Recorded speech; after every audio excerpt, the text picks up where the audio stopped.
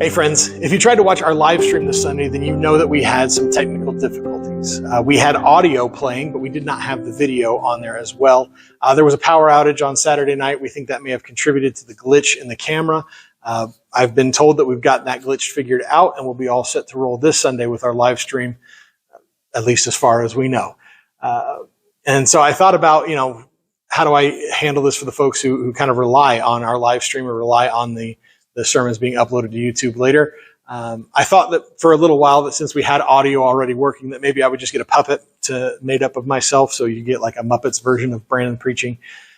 But after I thought about it for a little while, I thought maybe that would undercut the sermon itself. So instead, I'm just going to re-record it, and we're going to have some time together. But there's a term in the world of psychology that gets thrown around a fair amount, and it's always in relation to people who try to handle everything that life throws at them by themselves.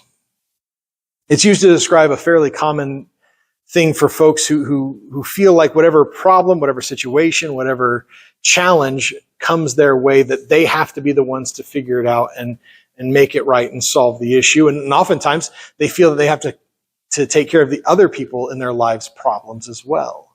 They try to take on so much of it themselves in order to be the one to handle those problems. It's a situation that really is predominant amongst men, but there are certainly a fair amount of women who struggle with it as well. And the term that's used to describe the people who feel like they have to handle not only their problems, but the problems of those they care most about is referred to as the Superman complex. The idea is that since they're the ones who feel like they've got to handle all the problems, it's kind of like Superman, the superhero, feeling like he's got to deal with the world's problems.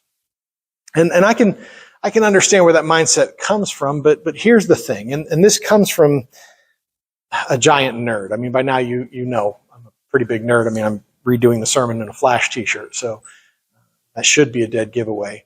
But I've been reading Superman comics for well over 30 years. I have seen every Superman movie at least 3 times each, and yes, that includes The Quest for Peace, and no, I don't want to talk about that movie.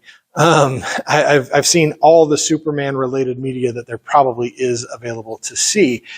And I have one particular issue with the idea of the Superman complex, and that is that Superman never solves any of his problems all by himself. Never has, probably never will. Again, I can understand where we get that idea from and why so many people who aren't as big a geek as I am think that Superman solves every problem completely on his own, what with his powers and abilities far beyond those of mortal men. But while it may be his power and strength that ultimately stop the bad guy or get that last second save or whatever, Superman has hosts of people who help him along the way. Right away, we could look at Lois Lane, right? I mean, she's always kind of been the sounding board for Superman to come and talk through whatever it is that he's doing and what his responsibility is and whether or not he should get involved in these situations. We could look at Jimmy Olsen, referred to as Superman's pal, who has been the one to alert the Man of Steel of certain problems taking place in Metropolis, or has on more than one occasion been the one to remove the kryptonite that is stopping Superman from saving the day. Then, of course, there's the Justice League, or if you're of a certain age, the Super Friends. I don't know about you, I always thought the dog was kind of dumb, and that's coming from somebody who loves dogs. But that's a whole host of other superheroes to help him out. I mean, even in just the last movie that came out last year, Superman needed the help of Green Lantern and Hawkgirl and Mr. Terrific and Metamorpho and even Crypto the Superdog in order to save the day, as it were. So you'll have to excuse me if I've got a slight problem with the very real psychological issue of somebody feeling they've got to take on the weight of the world onto their shoulders being compared to the guy who has never solved a single problem all on his own. But again, I do understand that this points to a deep issue that is prevalent within our society. That something that I wrestle with myself, if I'm being totally transparent with you. Whenever problems or issues come up in my own life, I always feel like I'm the one who's got to deal with it. When there's a problem or an issue going on with Mandy or the girls or any of my loved ones, I want to be the one to step in and solve the issue and save the proverbial day. But so many of us feel like whenever a situation comes up or a problem arises or there's some sort of obstacle in our way, that there's only one person who can handle that, that handling is done by me. We have this ingrained notion that we have to be the one to figure things out.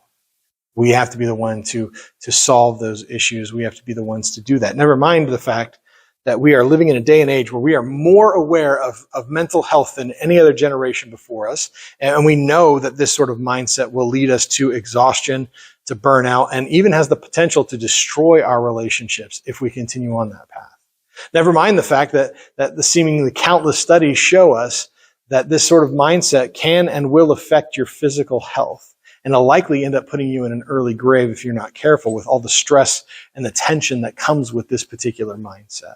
And never mind the fact that most of us are practically surrounded by people who care about us, who love us enough that they want to come in and help us with whatever situation it is that we're dealing with. In some cases, they're even excited that we're asking for their help. We still have the mindset that we are the ones who have to handle it on our own. And it's not exactly a new thing by any stretch of the imagination.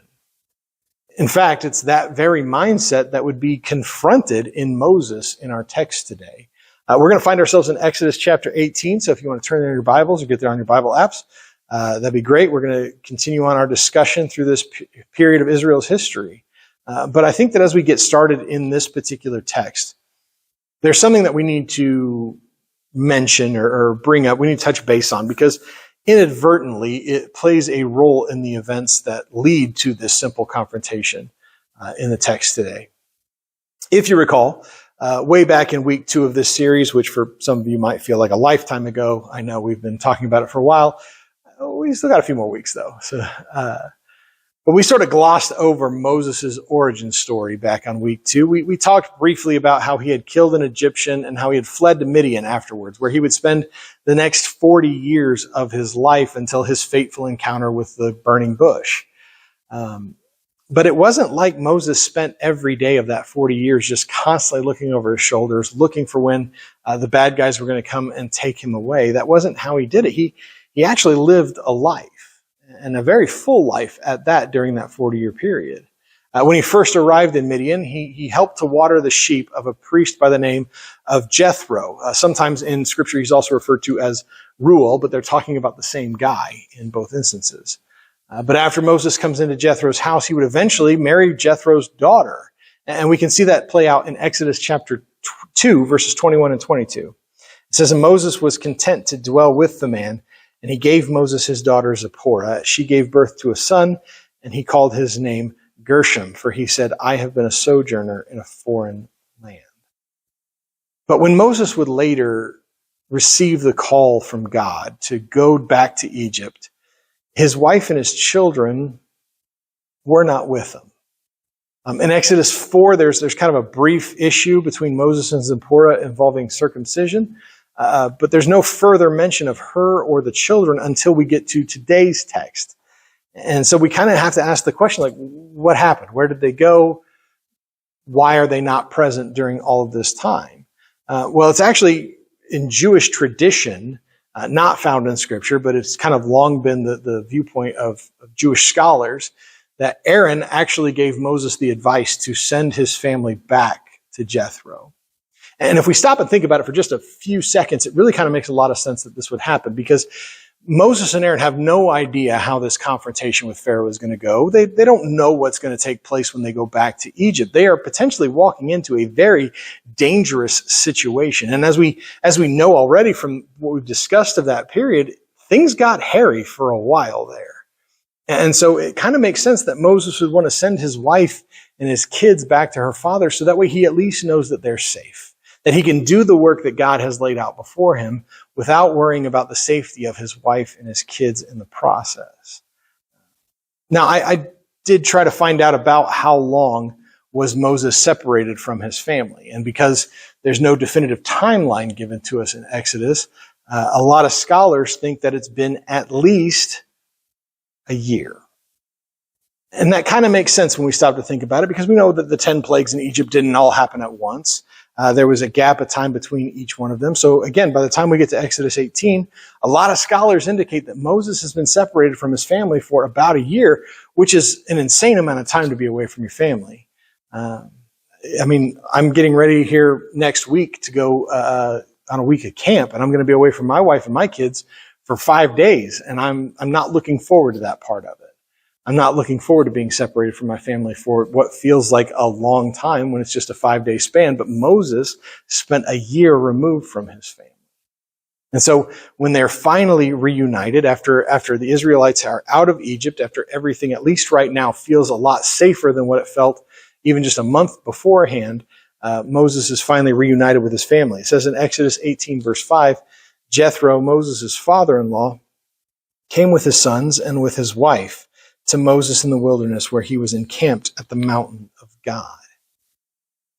A year removed from each other, Moses is finally reunited with his family. And I am certain, Moses is excited to see his wife and his kids. I mean, how could you not be? But we're also kind of shown a picture in the rest of this chapter. And that picture shows us that Moses has a really healthy relationship with his father-in-law.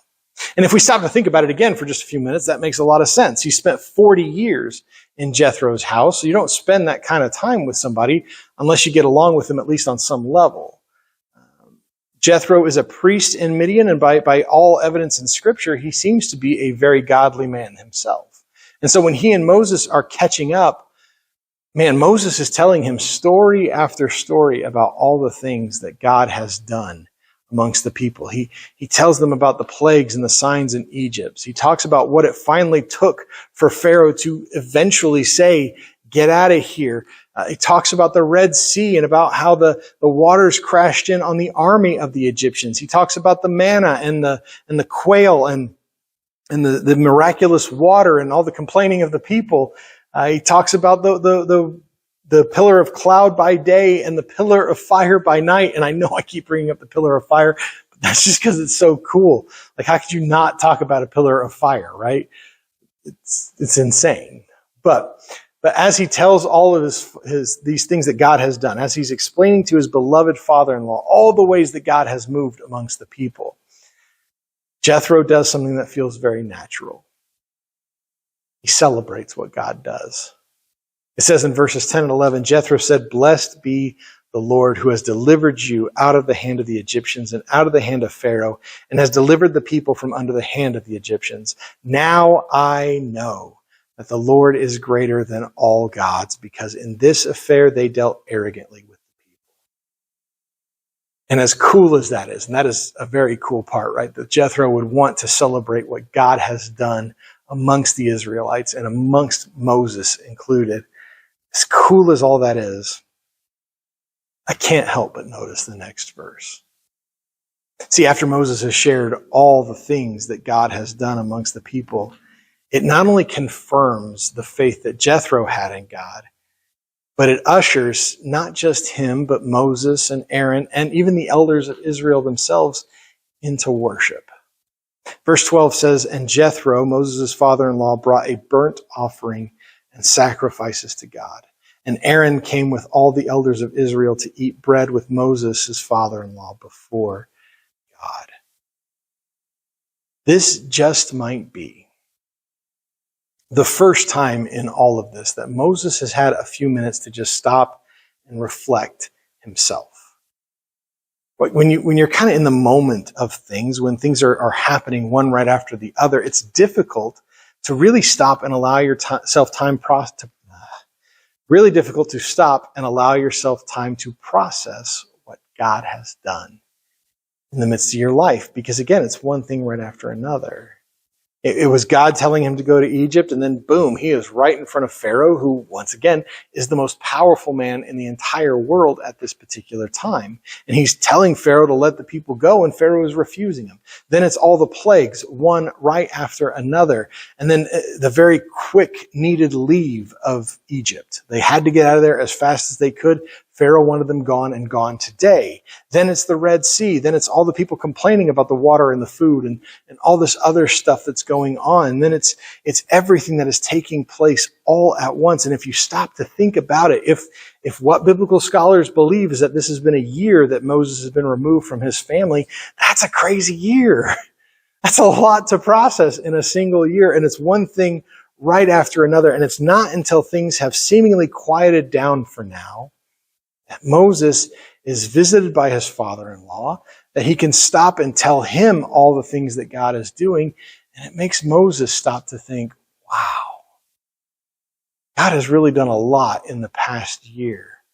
And so when Moses is able to stop and have that, he is amazed, and that amazement leads him into worship. When's the last time that you stopped to think about all the things that God has done in your life just in the last year? Might be time to stop and reflect. But after this night spent together, worshiping and celebrating what God has done amongst the people, after this night of Moses and Jethro finally being able to catch up with each other, he gets to spend the next day watching Moses in action.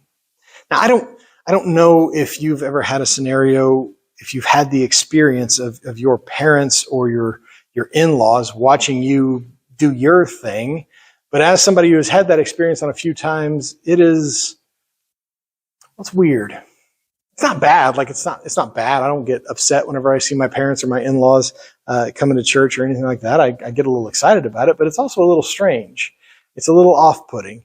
And I suppose it's one thing if you guys are in the same field together, like if you work the same job that your mom or dad or that your in-laws work, that's one thing. But when you're seeing them do something that you don't do, that you don't normally do, and they're seeing you, that's a little strange. And I imagine that as Moses is gearing up to work that day, as he is setting out to go and lead the people the way that he is supposed to, it had to be slightly off-putting to look out and see the face of his father-in-law staring back, watching him in action. But it's while he is watching Moses do what he does every single day that Jethro sees something that he finds rather troubling. And we see that in verses 13 and 14. It says, the next day Moses sat to judge the people, and the people stood around Moses from morning until evening. When Moses' father-in-law saw all that he was doing for the people, he said, "What is this that you're doing for the people? Why do you sit alone and all the people stand around you from morning until evening?" Jethro takes note of the fact that Moses spends the entire day listening to the problems, to the issues, to the disputes, and to the claims of the people of Israel. Now, on the surface, you might be sitting there wondering, well, what's the big deal? But it's here I want to remind you, we are talking about thousands of people. Every single person has their own problems. Every single person has their own issues. They all have their own conflicts. But there's only one guy that they go to sort it all out. I've often said, and maybe you've heard me say it, that if there were only two people on the planet, they'd find something to argue about, right? And so there would need to be a conflict resolution taking place in the midst of all of that. And for the people of Israel, the only person that they go to help them dispute or to get past these conflicts or to find some resolution or to find some sort of reconciliation, the only person that they trust for that is Moses. And I think in order to answer the question of why would Moses do this, we kind of need to look at things from the Israelites' perspective for just a second here. These are people who spent their entire lives as slaves. In fact, they spent generations as slaves. They spent 430 years removed as slaves in Egypt. That's an awfully long time. And in all that 430 years, they kept crying out to the God of their ancestors, the God of Abraham, Isaac, and that other guy, constantly pleading with God to do something to liberate them, to get them removed from the slavery. And for 400 years, received no response. And so they spent their entire lives wondering, does God even care about what's going on with us? And then all of a sudden, one day, Moses shows up. And he starts doing things that could only be explained as God working through him. And he starts saying things to them that he says are coming from God himself. And so his voice, his authority, they're going to have some weight behind it.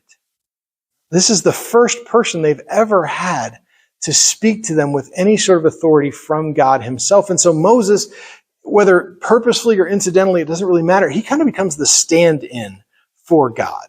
That when people look at Moses, they don't really see Moses, they see God. And so you're talking about a group of people who have the stand-in for God themselves to come and ask him their questions and ask him to settle their disputes. And it makes sense that they would choose that.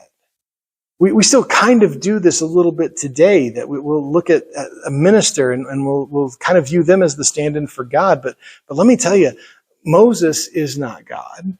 I am not God. In fact, I'm just a human being like everybody else. I'm a firm believer that the ground at the cross is level and that all of us have the same access to God as anybody else. There's nothing special about me just because my title is minister. It's one of the reasons why I don't really like being called Pastor Brandon, is because it naturally gives an idea of superiority, and I am no superior to you. That's never been the case. That never will be the case. And so Moses is just a guy who is trying to help these people out. He is just one man trying to serve and lead tens of thousands of people. And in fact, a lot of scholars think that at this point in time, the population of Israel had surpassed over 100,000 people. So this is going to create some issue. That's a lot of people for one man to try to serve, to sort out every single disagreement, every single conflict. And not only just is it going to be bad for Moses to try to be the one to keep doing this sort of thing, but again, if Moses spends 3 to 5 minutes with every person that comes across his plate that day, if he spends from sunup to sundown 5 minutes with every single conflict that comes by, and again, we're talking hundreds of thousands of people, there's no way he's getting to all of them every single day. And so the people who have stood around waiting for him all day to sort through their conflicts, to sort through their problems, they just have to prolong that pain. They have to keep going until their number is called or until the next one's up. They can finally get in front of Moses. So it's not going to be good for the people because they're living in a very tense environment, because the conflict that they're seeking Moses to help them resolve is still prevalent until Moses can get around to seeing them, because thousands of people go to one man. But it's even more than that. It's even bigger than that, because what is the point of what they're doing anyway? What is the point of this whole book? Right? The book is the story of the nation of Israel leaving Egypt and heading towards the promised land to establish their own nation. If the guy who is charged with leading us to this promised land can't lead us because he's too busy sorting out Jim and Bob's problems with each other, then that means that this journey is going to take significantly longer than it needs to. They're not going to reach their overall goal of getting to the promised land because the guy who's supposed to be doing that is far too busy helping them deal with their conflicts and their disagreements. So this is not a good scenario on any front here. It's not good for Moses because it's going to lead to him burning out, and it's going to lead to him getting exhausted, and it's going to lead to him just being ineffective as a leader. It's not helping the people out because they're not able to resolve their conflicts and their tensions until Moses is eventually able to see them. And it's not good for the entire nation because it's prolonging how long it's going to take us to go and establish our own nation. This is not a good situation, and Jethro is finally bringing this to Moses' attention so Moses can be made aware of it. And when he recognizes that this is going to lead to Moses burning out, when he recognizes this is not good for the people, when he recognizes this is not good for attaining our goal, he gives Moses some advice in verses 19 through 23. He says, "Now obey my voice. I will give you advice, and God be with you. You shall represent the people before God and bring their cases to God, and you shall warn them about the statutes and the laws, and make them know the way in which they must walk and what they must do. Moreover, look for able men from all the people, men who fear God, who are trustworthy and hate a bribe, and place such men over people as chiefs of thousands, of hundreds, of fifties, and of tens, and let them judge the people at all times. Every great matter they shall bring to you, but any small matter they shall decide themselves. So it will be easier for you, and they will bear the burden with you. If you do this, God will direct you, you will be able to endure, and all this people will also go to their place in peace." The solution that Jethro comes up with here is so simple. Share the burden. Because when Moses is willing to share the burden, when he is able to trust these other men to help kind of settle these disputes, and if they need to escalate, go to the next highest guy, and if it eventually leads Moses, then it must be something that's major and massive. But this is going to make his load significantly lighter. The people are going to be able to get their problems resolved a whole lot faster, and God can move through these different men placed in these positions in leadership roles. And the entirety of Israel itself is going to be better off because Moses was willing to share the burden, thereby making it less burdensome. So many of us struggle and wrestle with the idea that we are meant to handle everything on our own. Like I said before, this is something that I wrestle with constantly. Just the feeling of I've got to be the one to help out. And I know that I wrestle with it enough that when it literally reaches the point that everybody can see that I'm clearly struggling with something, and they offer to help me, or they offer to talk to me about it, they offer to give me some sort of chance for relief from the burden, my response is always, no, it's cool, I got it. I'm struggling enough to where they can notice it. I'm being buried under the weight of this burden, and everyone can see that. But when they offer to help, my go-to response is, no, it's okay. I can handle it. I genuinely don't know what it is about our brains that makes us feel like we have to be the one to handle every scenario, every problem, every issue, every struggle, every thing that life throws at us. Why do we have this desire to handle everything completely on our own? The answer is simple. It's pride. We are so incredibly prideful when we refuse to ask for help. Maybe worse when we reject the offers to help us when it's clear that we're struggling. What we think we're saying in those moments, what we think we're telling people in those moments is that I think I can still handle this. The reality of what we're saying is that I am the only person who can handle this. It's our pride, it's our arrogance that tells us that we should handle everything alone.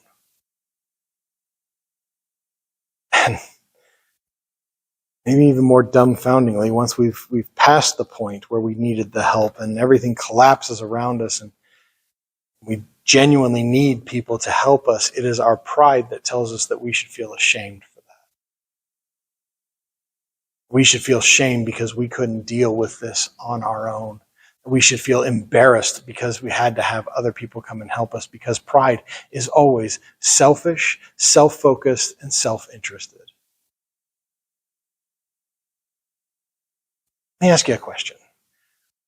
What if we are looking at asking for help or receiving help the wrong way?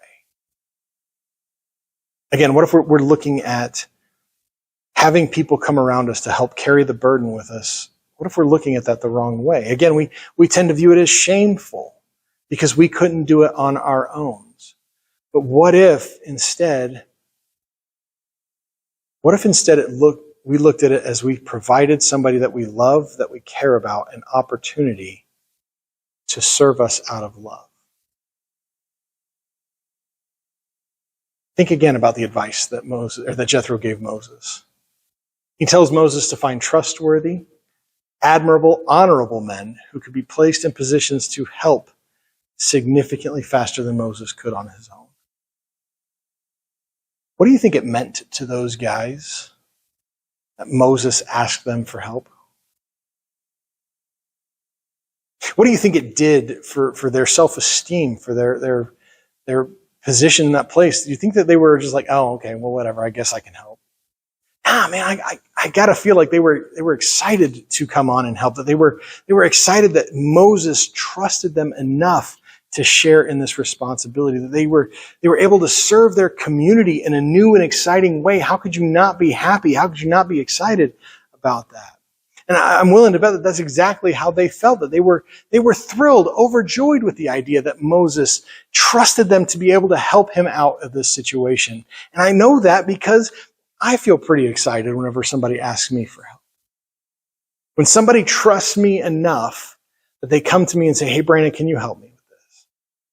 I feel honored in those moments because they are looking to me to help them out. There's a good feeling that comes with being able to help somebody out in those situations. And when we say we've got to handle our own situations on our own, we're taking that away from somebody else. That opportunity for them to feel useful, for them to feel like they matter to us, or that we are trusting them to help us out in this situation. So maybe instead of listening to our pride, lying to us, and saying that we have to handle every burden that life throws us completely on our own, instead, when we face those times where it's obvious to everyone, ourselves included, that the burden is too heavy to handle on our own, maybe instead we need to start looking at asking for help as a chance to show our faith and our trust in someone else and allow them to rise to the occasion. Are they going to disappoint us sometimes? Probably. Probably. We're never going to know if we don't give them the opportunity. It's not a weakness to ask for help. Oftentimes, in fact, I would say it is a tremendous show of strength because you are rejecting pride. Here's the thing. It's one thing for us to know that. Don't think the idea of me saying you ought to share the burden is a new information to anybody else out here. It is one thing for us to know that. It is another for us to follow the example of Moses in verse 24. We'll close with it. So Moses listened to the voice of his father-in-law and did all that he had said.